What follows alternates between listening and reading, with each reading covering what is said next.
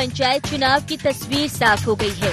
अलग अलग तारीखों में 3 चरणों में पंचायत चुनाव कराए जाएंगे। निकाय चुनाव की तारीखों का भी जल्द ऐलान होने वाला है, लिहाजा सियासी दलों की तैयारी लगभग पूरी हो चुकी है। पार्टी के पदाधिकारियों और कार्यकर्ताओं को रिचार्ज कर मैदान में उतार दिया गया है। अगर बीजेपी की बात करें तो केंद्र और राज्य सरकार की उपलब्धियों के दम पर जनता के बीच पहुंच रही है। कांग्रेस भी अपने पुराने वादों और दावों पर भरोसा कर फतह की तैयारी में है। इन सब तैयारियों के बीच पूर्व सीएम कमलनाथ ने एक बार फिर ओबीसी आरक्षण का राग छेड़ दिया। इस मुद्दे पर आंकड़ों के जरिए शिवराज सरकार को घेरने की कोशिश की। आरोप लगाया कि पंचायत चुनाव में ओबीसी वर्ग को आरक्षण का पूरा लाभ नहीं मिला, बल्कि अन्य पिछड़ा वर्ग के साथ घोर अन्याय किया गया।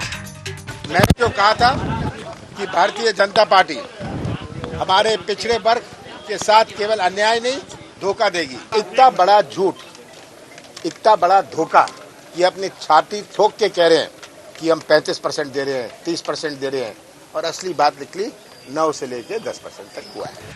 कमलनाथ ने जैसे ही प्रदेश सरकार पर तीखे सवाल दागे तो बीजेपी ने भी प्रतिक्रिया देने में देर नहीं की। खुद बीजेपी प्रदेश अध्यक्ष वीडी शर्मा सामने आए और कांग्रेस को आईना दिखाने की कोशिश की।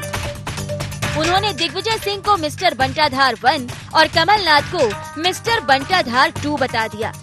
कमलनाथ और दिग्विजय सिंह 24 घंटे झूठ बोलते हैं। मिस्टर बंटाधार नंबर 1 बनने तो इस मध्य प्रदेश का बंटाधार किया ही था, लेकिन दुर्भाग्य है जो मैं नहीं कहना चाहता था, लेकिन मिस्टर बंटाधार 2 भी कमलनाथ घोषित हो गए। और झूठ बोलने पर जैसे दिग्विजय सिंह बोलते हैं वैसे ये भी झूठ बोलने पर तारीफ हो गए। ये दुर्भाग्य है इस प्रदेश का। बीते कुछ सालों के चुनाव पर नजर डालें तो ओबीसी वोटर्स की भूमिका अहम रही है, लिहाजा राजनीतिक दलों की कोशिश इस वर्ग को साधने की है। यही वजह है कि आरक्षण के मामले में सरकार और विपक्ष विधानसभा से लेकर अदालत तक लड़ाई लड़ खुद को ओबीसी वर्ग का हितैषी बताने की कोशिश में है। हालांकि अब गेंद जनता के पाले में है, वो किसे चुनेगी ये आने वाला वक्त बताएगा। Bureau report IND 24।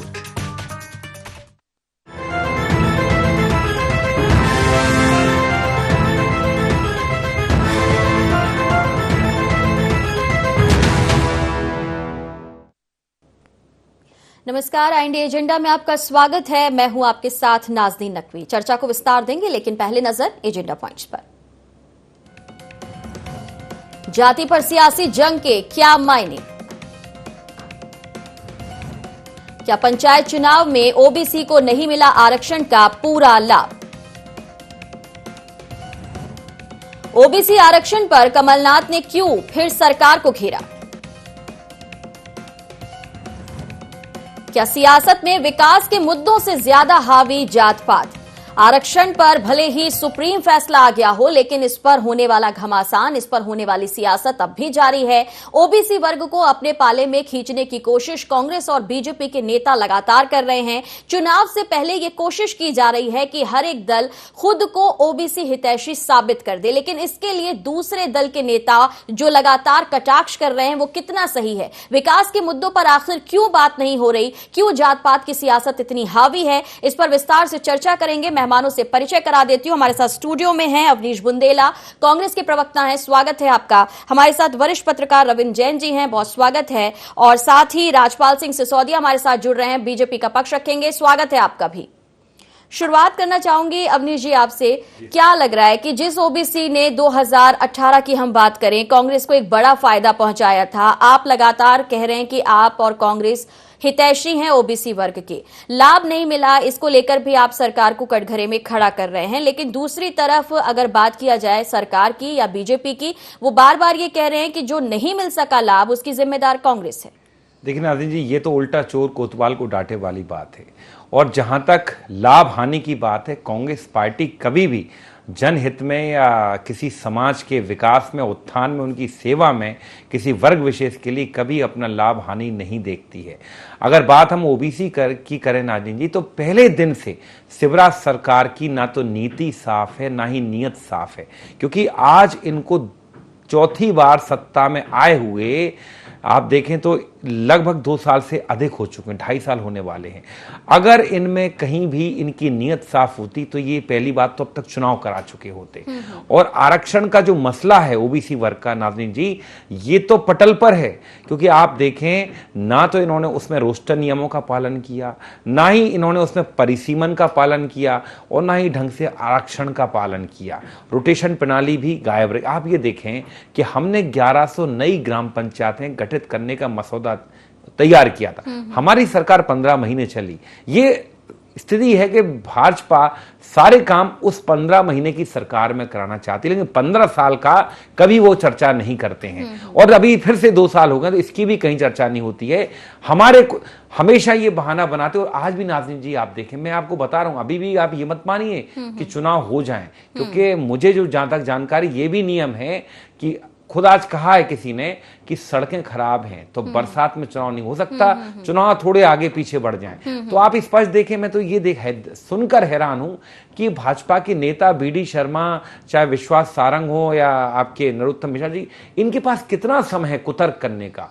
हमेशा बस आप कांग्रेस के नेताओं को गाली देते रहते हैं, कोसते रहते हैं, खुद की गलती के ऊपर आप कभी बात नहीं करते। आप मुझे बताएं, अगर ओबीसी वर्ग की बात करें नाज़रीन जी, तो सबसे पहले अगर मैं शुरुआत करूं तो रामजी महाजन आयोग का गठन भी कांग्रेस की सरकार नहीं किया। और ओबीसी वर्ग को सबसे पहले 14% आरक्षण अगर किसी ने दिया तो माननीय दिग्विजय सिंह जी की सरकार ने दिया। उसके बाद 14 को 27 भी हमने किया। दिग्विजय सिंह जी के कुछ आखिरी वर्षों के कुछ कार्यकाल में उसको हमने 27 किया।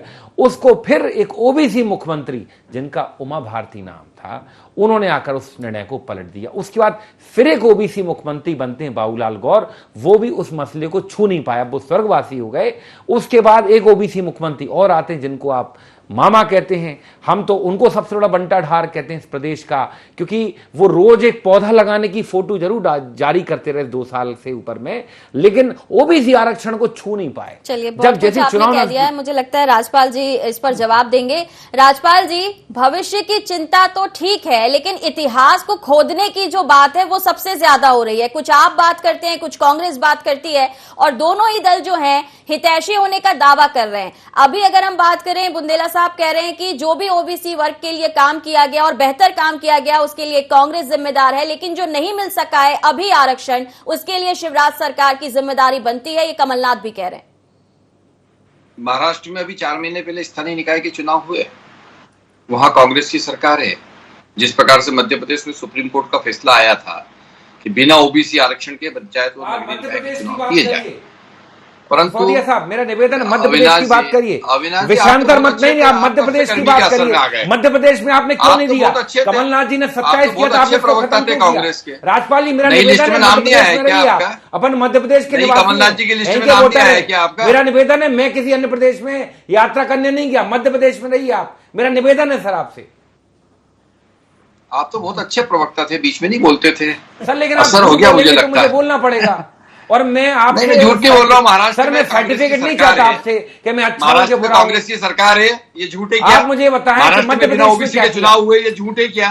सर आप मुझे बताएं मध्य प्रदेश में आपने क्या किया, ये तो मुझे बताएं। मध्य प्रदेश में ये जो कांग्रेस बीच में जो टांग अड़ाती है ना, इसीलिए आपको किनारे कर दिया जनता ने, है ना? जनता ने आपको इसीलिए किनारे कर दिया क्योंकि आप बीच में टांग अड़ाते हो। चलिए सुन लेते, पहले महाराष्ट्र की भी बात कर लेते, मध्य प्रदेश की भी बात कर लेंगे। ठीक है राजपाल जी, बोलिए आप।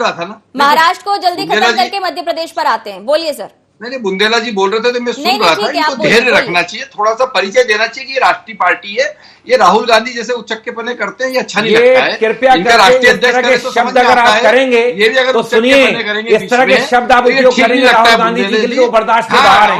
आप ध्यान रखें, रोटी पे दाल लेने की आदत है। ये आपके संस्कार दर्शाते हैं आपकी पार्टी के। ठीक है, अपनी जगह मैं बात कर लेती हूँ। राजपाल जी, मर्यादित शब्दों का इस्तेमाल करके बात करिए। जरा मधोक साहब की किताब पढ़ लो, अटल बिहारी के बारे में क्या लिखा है, अय्याश लिखा है। जी अगर बीच में बोलते हैं तो हीरा मंडी का व्यापारी कहा है।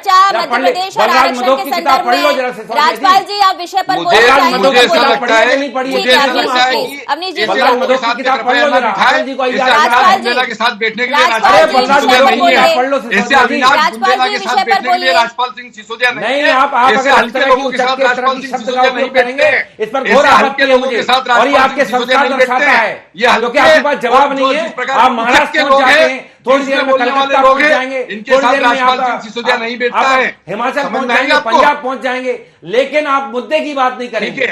ठीक है, आप आप मुझे ही बताएं, बोलिए, मुद्दे की बात आप ही बताएं। बोल लीजिए। 27% ठीक है। आरक्षण आपने खाया कि नहीं INT खाया? से मैं माफी राजपाल ओबीसी जी, क्या हितैषी ठीक है, कैसे हैं? अवनीश जी, INT से अवनीश माफी जी, मांगता हूं, राजपाल जी, कर रहा हूं। राजपाल जी, मैं बोल रही हूँ लोगों के सर, मैं साथ भी नहीं भारतीय जनता चाहती पार्टी कि के लोगों को इस नहीं डिबेट बिठाया जाए। में अमर्यादित शब्दों का इस्तेमाल हो, किसी के लिए भी हो। राजपाल जी, मर्यादा में रहकर हम बात करते हैं और विषय पर बात करते हैं, विषय पर बात करते हैं। राजपाल जी, बलराज मधोक ने कहा कि अय्यार सेंट्रल राजपाल जी, विषय पर बात करिए।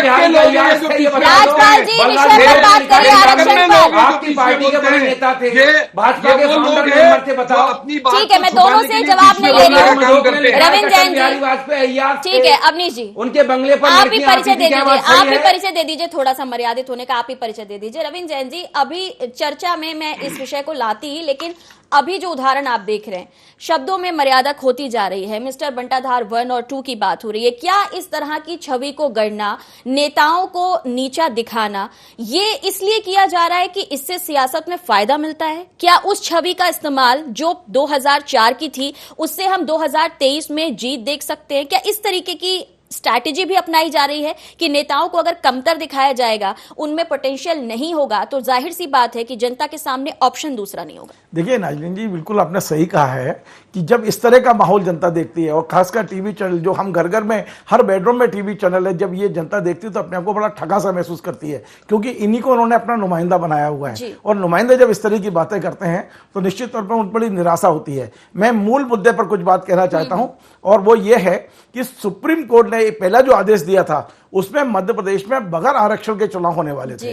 लेकिन ये सौभाग्य है कि सरकार गई सुप्रीम कोर्ट, और सुप्रीम कोर्ट से सरकार ने जो भी फैसला कराया है, दरअसल हो क्या रहा है कि सुप्रीम कोर्ट ने पहले भी एक फैसला दिया था कि आप पहले जनसंख्या, ओबीसी की जनसंख्या के आंकड़े दीजिए आप, और आंकड़ों के आधार पर हर जिले में अलग अलग आरक्षण की व्यवस्था करिए। मतलब टेक्निकल मुद्दा है, ये हम लोग केवल लाभ लेने के लिए एक दूसरे पर आरोप लगाना, एक दूसरे को नीचा दिखाना, ये सब चल रहा है। लेकिन ये समझने की कोशिश कोई नहीं कर रहा है, चाहे बीजेपी हो या कांग्रेस हो। मैं ये पूछता हूं, यदि आज कमलनाथ जी ये कह रहे हैं कि 12% से ज्यादा नहीं मिल पाया, ये ठगा सा महसूस कर रहे हैं, लेकिन क्या कमलनाथ जी, ये कांग्रेस का कोई भी नेता ये बता सकता है कि किस सुप्रीम कोर्ट के किस नियम के तहत इसको बढ़ाया जा सकता है? जैसे मैं भोपाल का उदाहरण लूं, भोपाल में SC और SC की जो सीटें हैं उसको घटाने के बाद में 50% भी नहीं होना चाहिए, और आपको जो जनसंख्या है भोपाल की उसके आधार पर ही देना है। तो ये जो टेक्निकल एक चीज आई है सुप्रीम कोर्ट की, और चुनाव की एक समय सीमा भी तय है, तो दोनों चीजों को देखते हुए अधिकारियों के इस तरह के हाथ बन गए हैं। ये सौभाग्य है कि ये कम से कम 12% 15% इस समय आरक्षण को मिलाकर बन रहा है। जैसे दूसरे राज्यों में सुप्रीम कोर्ट ने कहा कि आरक्षण हो ना हो आप चुनाव टाइम से कराइए, और बगैर आरक्षण के चुनाव वहां हुआ है या आरक्षण के साथ हो रहा है। लेकिन कांग्रेस ने एक बहुत अच्छी घोषणा की है कि वो चुनाव कहीं भी हो, लेकिन वो 27% ओबीसी को वो टिकट देगा।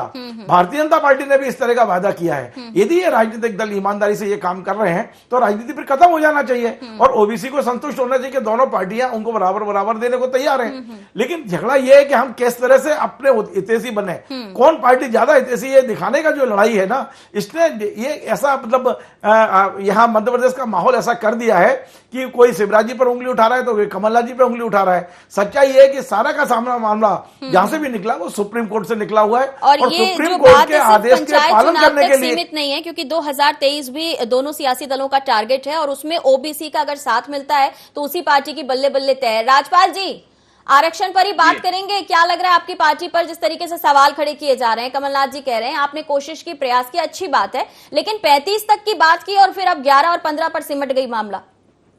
देखिए, पंचायती राज जो कि अभी होने वाले हैं, सबसे पहले तो मैं बताना चाहता हूँ, आदरणीय जैन साहब की बात को भी आगे बढ़ाना चाहता हूँ, ये दलीय आधार पर नहीं है।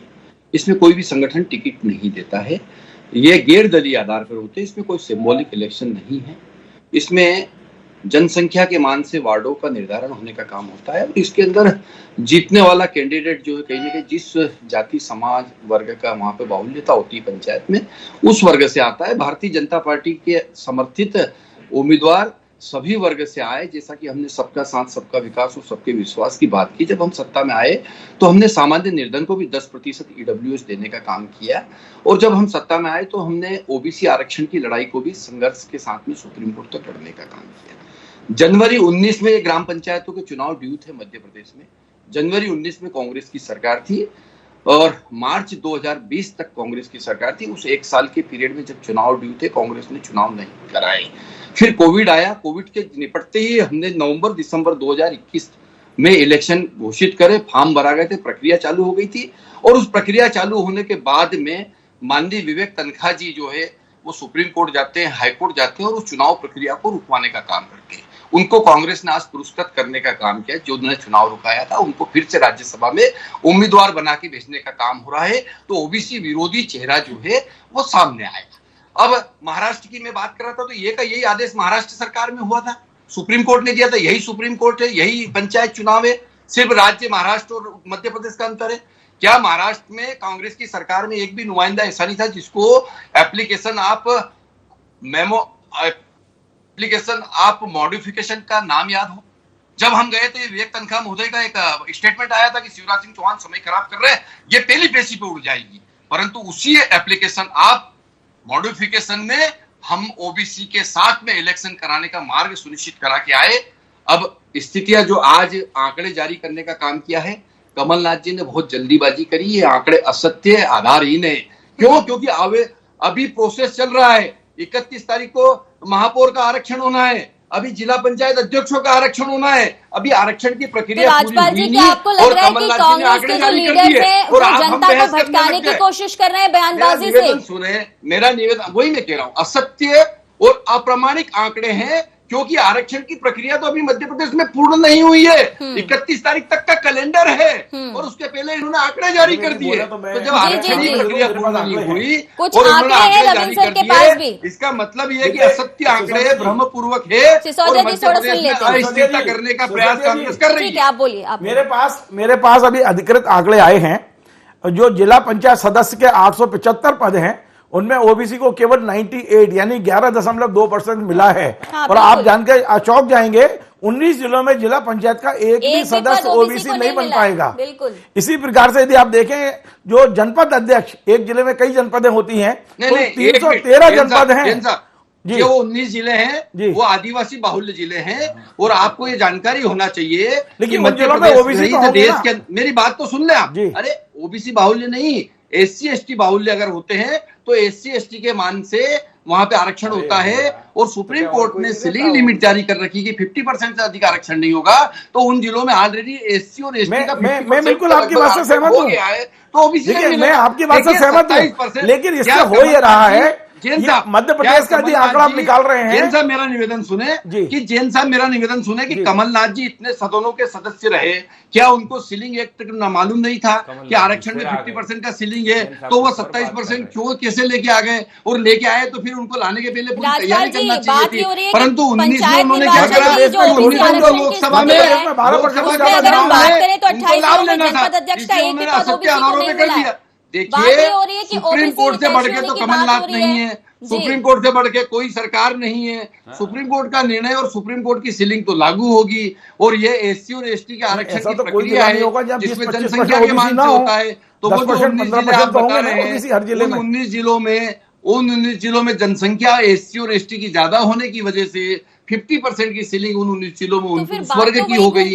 इस वजह से ओबीसी की लड़ाई है, अगर उनको एक भी पद नहीं मिलेगा तो फिर ये लड़ाई ऐसे ही आगे और ये बहस भी ऐसे ही चलती रहेगी। बहुत अभिनंदन करता हूं कि उन्होंने आंख खोलने का प्रयास किया, आई ओपनर का काम किया उन्होंने सरकार का। लेकिन ये देखने वाली बात है, पूरी जनता ने खुद देखा IND 24 पर किस तरह से एक वरिष्ठ पत्रकार को भी भाजपा की प्रवक्ता झुटलाते हुए देखे गए। नहीं, झुटलाने का काम नहीं, लेकिन जो आंकड़े सामने, मतलब आंकड़ों की पूरा मध्य प्रदेश, पूरे मध्य प्रदेश में जो आंकड़ा बन रहा है। अविनाश जी जी सिसोदिया जी बोलिए ना, सिसोदिया जी बोलिए, क्या 19 जिलों में एक भी ओबीसी नहीं रहता है? बोलना आता है? आप मुझे बताएं क्या? अरे आप झूठे, आपकी पार्टी झूठी, BD शर्मा का काम ही झूठ बोलना आती है। आप तो नहीं, ठीक है, देखिए झूठ सच की बात फैक्ट्स पर बात करेंगे। जो आई है आरक्षण की स्थिति ओबीसी को लेकर, उस पर बात करते हैं। और इसमें अगर राजपाल जी ऐसी स्थिति बनती है तो जिस ओबीसी हितैषी होने की बात कांग्रेस और बीजेपी कर रही हैं, परिस्थितियां अगर इस तरीके से बनने वाली थी, फिर इतनी ज्यादा लड़ाई, इतनी ज्यादा बहस सुप्रीम कोर्ट तक जाना, क्या आपको लग रहा है कि इससे ओबीसी वर्ग को लाभ मिल पाएगा? 50% अनारक्षित सीट है उन जिलों में। उन अनारक्षित सीट पर जनसंख्या के मान से, भौगोलिक मान से, भारतीय जनता पार्टी के केडर के मान से हम 30%, 35% ओबीसी वर्ग को अनारक्षित पे लड़ाने का काम करेंगे। जनसंख्या के मान से जहाँ जीतने की स्थिति जिस वर्ग की होगी, ये मैं आपको कहना चाहता हूँ। बोलिए नाज़रीन जी, इनकी प्रोविजन पीरियड की सरकार थी, 28 सीटों पर उसी कोविड काल में इनने चुनाव करा के अपनी सरकार परमानेंट कर ली, लेकिन पंचायत चुनाव पे ये हाथ नहीं लगाएंगे। आप ये नगर निगम चुनाव पर हाथ, अभी हाल इन्होंने कहा, इनने उसके बाद कई उपचुनाव लड़ लिए, इनने लोकसभा उपचुनाव लड़ लिया, लेकिन ये पंचायत चुनाव के मामले में आज भी कमलनाथ जी को कोसते हैं, उनकी सरकार को कोसते हैं। ये जाहिर करता है कि ये ओबीसी विरोधी हैं, ये विकास विरोधी हैं, ये चाहते ही नहीं थे कि विकास अंतिम छोर पर अंतिम पंक्ति में बैठे हुए व्यक्ति तक पहुंचे, इसलिए इन्होंने चुनाव नहीं कराए और इन्होंने अपने नेताओं को, अपने चाहतों को एजेंट बना के दोबारा नियुक्त करके भेज दिया, छोड़ दिया ग्रामीण स्तर पर लूट खसोट करने, 19 में पार्षदों को, जो पूर्व पार्षदों को लूट खसोट करने छोड़ दिया। और पिछले 2 साल से मध्य प्रदेश की जनता लूट खसोट झेल रही है। इस मध्य प्रदेश की जनता ने 2.5 लाख लाश देखी है कोरोना काल में। आपको याद होगा ऑक्सीजन की कमी, रेमडेसिविर 1-1 लाख का बिका है, अस्पतालों में बेड नहीं मिले। ये जो कोविड कोरोना रो रहे हैं, जो है कई सारे हैं विपक्ष के पास, लेकिन क्या आपको लग रहा है कि अभी मुद्दे तमाम हैं, लेकिन क्या आपको लग रहा है कि सही ढंग से स्टैब्लिश करने में विपक्ष जो है आपको कामयाब दिख रहा है? एक सवाल। और दूसरा ये कि जिस आरक्षण की बात की जा रही है, जिसका लाभ लेने की बात की जा रही है, जिस तरीके से इस पर बहस लगातार हो रही है, लेकिन जो देर हुई है उस पर भी गौर करने की जरूरत है। नगर सरकार को लेकर हम बात करें, ये बात ठीक है कि कोरोना के बाद चुनाव होने की बात आई जरूर, लेकिन चुनाव हो नहीं सके और उसकी वजह से जो काम रुके हैं, जो दिक्कतें आई हैं, जो आम जनता ने भी झेली हैं, क्या आपको लगता है कि उसका भी एनालिसिस होगा, भले ही अभी कोई भी कहे कि हमारी वजह से आरक्षण मिल रहा है? देखिए, इसको मुझे कहने की जरूरत नहीं है, तो सुप्रीम कोर्ट ने कहा है कि इतना लेट क्यों हुआ है, तत्काल कराइए आप। तो ये मेरे को सर्टिफिकेट देने की जरूरत नहीं है, सुप्रीम कोर्ट खुद ही इस तरह की फटकार सुप्रीम कोर्ट ने लगाई है। जहां तक ये मुद्दों की बात आप बोल रहे हैं, तो ये जो चीख पुकार है दोनों दलों की, उसमें निश्चित तौर पर जो मेन मुद्दे हैं वो कहीं ना कहीं खो गए हैं, कहीं ना कहीं वो पीछे धकेल दिए गए हैं। आप मुझे बताइए क्यों नहीं बैठ के दोनों दल बात करते हैं? दोनों दल बैठे ना, पहले भी होता था कि सर्वदलीय बैठक हुआ करती थी। यदि कोई भी मुद्दा मध्य प्रदेश में जनता के हित का आता था, यदि वो कहीं सुप्रीम कोर्ट में फंस जाए या टेक्निकल चीज में फंस जाए, संवैधानिक कोई संकट आ जाए, तो दोनों दल बैठा करते थे और ये सरकार का दायित्व बनता था कि दोनों दलों को बैठा के उसका तरीका निकाला जाता था। आप बताइए, पिछले कम से कम 10 साल से मैंने नहीं सुना कोई सर्वदलीय बैठक हुई हो इन मुद्दों पर। जो जनता के मुद्दों पर जब हम साथ में बैठने को तैयार नहीं है, तो उन मुद्दों को हल कैसे करेंगे? और यही जो ओबीसी का मुद्दा है, यदि दोनों दल वाकई यदि ओबीसी के हितैषी हैं, तो दोनों को बैठ के इसका कोई ना कोई सार्वजनिक हल निकालना चाहिए था, क्योंकि हम लोकतंत्र में जीते हैं, हम कोई मतलब राजशाही में नहीं है। हमें एक दूसरे से मिलना चाहिए, बात करना चाहिए, बैठना चाहिए, और ओबीसी का यदि अधिकार है तो दोनों को मिलकर उसको दिलाना चाहिए। लेकिन कमलनाथ जी उन पर आरोप लगा रहे हैं, ये इन पर आरोप लगा रहे हैं, दोनों एक दूसरे का कुर्ता खींचने में लगे हुए हैं, और इसके कारण से जो वाकई जो समय सीमा में चुनाव होना चाहिए वो नहीं हो रहे हैं। लेकिन एक मुद्दा यदि लास्ट में यदि सिसोदिया जी जवाब दे सके तो मैं पूछना चाहता हूं कि क्या नगरीय निकाय चुनाव को आप मध्य प्रदेश का सेमीफाइनल मानते हैं? राजपाल जी, आपकी दोनों बात का जवाब देने को मैं तैयार हूं। जी सर। निश्चित तौर पर मध्य प्रदेश के अंदर जो चुनाव होते हैं, वो चुनाव कहीं ना कहीं राजनीतिक दल के प्रतिष्ठा का सवाल होता है, उसके लिए चैलेंज का प्रश्न होता है। दूसरा, आपने भी कहा कि क्या दोनों दल बैठ के बात नहीं कर सकते थे, तो आपको मैं बताना चाहता हूं कि ये सुप्रीम कोर्ट में वादी कौन? सैयद जफर कांग्रेस के प्रवक्ता, वकील कौन? नहीं है, विवेक तनखा कांग्रेस के प्रवक्ता नहीं है, सैयद जाफर पार्टी के प्रवक्ता, हमारी पार्टी के सदस्य नहीं है, और व्यक्तिगत तौर पर वो जिला पंचायत अध्यक्ष हैं। अगर उन्हें व्यक्तिगत तौर पर गए तो झूठ मत बोले राजपाल जी, फिर झूठ बोल रहे हो आप। क्या होता है, आप सिर्फ झूठ बोल रहे हो क्योंकि आपके पास जवाब नहीं है, आपके नेताओं, आपकी सरकार के पास जवाब नहीं है। आपने ओबीसी को छला है, हमने 27 आरक्षण 2 बार किया है। अभी हाल आप बता दो 19 जिलों में एक भी ओबीसी सदस्य क्यों नहीं है? पंचायत का मुझे बताएं, 27 जिलों में एक भी नहीं बनेगा, किसके साथ कोई ओबीसी नहीं रहता। जवाब आने दीजिए, क्या सेमीफाइनल मानते हैं? क्या स्थानीय चुनाव तो किसको सर्वदलीय माने हम? कैसे सर्वदलीय बिठाएं जब वादी कांग्रेस है, वादी के वकील कांग्रेस के राज्यसभा कांग्रेस के नहीं है, जिनको अभी पुरस्कार ऐसा मत पूछिए उनके सवाल। सर्वदलीय किसके साथ वो बैठे? निष्पक्ष पत्रकार है, आपसे प्रश्न पूछ वो आपसे सवाल कर रहे हैं तो आप किसके साथ बैठे? नहीं, जब वादी कांग्रेस के हैं, वादी कोर्ट के अंदर कांग्रेस के प्रवक्ता है, वादी के वकील कांग्रेस के राज्यसभा सदस्य अरे विवेक भैया तन्खा, राम जेठमलानी आपको चलिए, मालूम किसके राजपाल वादी जी। थे? हाजी किसके मस्तान के साथ वादी रहे हैं वो। सर्वदलीय किसके साथ गिलानी, बैठे? प्रोफेसर किसके- गिलानी तक का केस किसके लड़ा है साथ जो आपके बैठे? मंत्री रहे। किसके साथ आपको बैठे? मालूम है बताएं। राम जेठमलानी ने किस किस के केस लड़े? इसीलिए हाजी आज मस्तान, राज्यसभा में यंगस्टर, वापस से उनको- अंडरवर्ल्ड चलिए, डॉन के राजपाल केस जी। लड़े। मेरे सवाल का जवाब कांग्रेस सवाल का क्या जवाब सभी मिलेगा क्या आपसे? कांग्रेस क्या का ये क्या ओबीसी वाकई विरोधी ये चेहरा है। चुनाव जो है वो डिबेट 2023 के लिए सेमीफाइनल का काम करेंगे? राजपाल जी, राजपाल जी, क्या वाकई ये जी। 2023 के लिए सेमीफाइनल होंगे ये चुनाव? मैंने कहा ना चैलेंजिंग रहता है। चैलेंजिंग है। राजनीतिक दल के लिए चैलेंजिंग होता है, उसको चैलेंज मानना चाहिए। ताली बजाने से चुनाव नहीं जीते जाते हैं। चुनाव भारतीय जनता पार्टी के त्रिदेव जो मतदान केंद्र पे काम कर रहे हैं वो जिताएंगे। क्या- हितग्राही मूलक योजना जिताएगी। राजपाल अविनाश जी जी, ताली कौन क्या बजाते आप- मालूम होना आप चाहिए अपनी आपको। पार्टी को- ताली बजने से क्या चुनाव आप नहीं अपनी जीतते। पार्टी को सलाह चुनाव में देंगे? वीर जाते, सुरवीर जाते, काम करने वाले लोग जाते, ताली बजाने वाले नहीं जाते हैं। जो राजपाल आप ताली जी, बजा रहे थे। राजपाल चलिए, जी, 20 क्या आप सेकंड का अपनी समय। पार्टी को सलाह देंगे कि इस तरह के गंभीर मुद्दों पर कम से कम पार्टी स्तर पर सर्वदलीय बैठ के होना चाहिए और सभी नेताओं को बैठ के ऐसी समस्याओं को समाधान करना बिल्कुल चाहिए? निश्चित तौर पर सर्वदलीय बैठक के लिए हम पक्षधर है, परंतु जब किसी केस में वादी कांग्रेस हो, वादी के वकील कांग्रेस लेकिन हो, तो हम राजपाल जी, देखें क्या किसके साथ। आपकी तरफ से कांग्रेस के नेताओं को इस तरह की बैठक के लिए कोई इनविटेशन दिया गया, बातचीत का कोई जरिया निकाला गया अरे इससे आप पहले? क्योंकि समझिए ये ना जनता बात का को, मामला जिस था। विषय को लेकर राजपाल जी, जिस विषय को बौखलाइए मत। लेके- जिस बौखलाइए विषय मत, को बहुत बौखला लेकर रहे हैं आप। जिस विषय को राजपाल लेके जी, बात आप तो होना जवाब है, देंगे, सेमीफाइनल उसमें है। ये बहस वादी इसी ही तरीके से कांग्रेस है। जारी रहेगी। अरे सभी का बताओ। बहुत शुक्रिया। लेकिन देखना अरे ये होगा कि राजपाल जी, आरक्षण का ये जो रण है, क्या इसमें विजेता कांग्रेस होती है या फिर भारतीय जनता पार्टी? आखिरी चुनाव जो है वो जनता को करना है, लिहाजा अब सिर्फ देखा जाएगा कि किसका मुकाबला किसके साथ कितना गरमाएगा। फिलहाल इतना ही, दीजिए इजाजत, नमस्कार।